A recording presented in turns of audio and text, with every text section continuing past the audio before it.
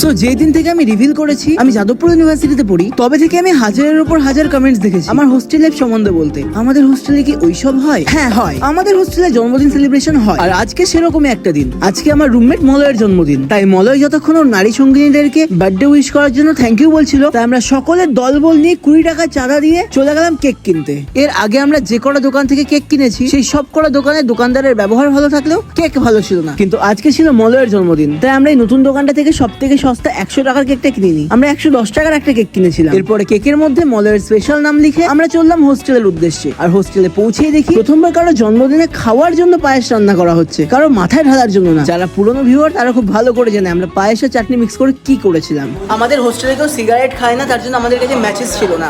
আমরা just dining থেকে চুরি করে আনলাম যাতে আমরা মোমবাতি জ্বালাতে পারি। এরপরে খাওয়ার থেকে বেশি কেকের ছবি তুলে শুরু হলো বার্থডে সেলিব্রেশন। কেক খেয়ে সবাই হামলে পড়লো পায়েসের উপরে, আমিও সেরকম ভাবে হামলে পড়েছিলাম। পায়েসটা এত গরম ছিল আমার জিভ পুড়ে গেছে, তাই আর পায়েস আমি খেতে পারিনি। Thank you for watching, bye. আবার পরের ব্লগে দেখা হচ্ছে।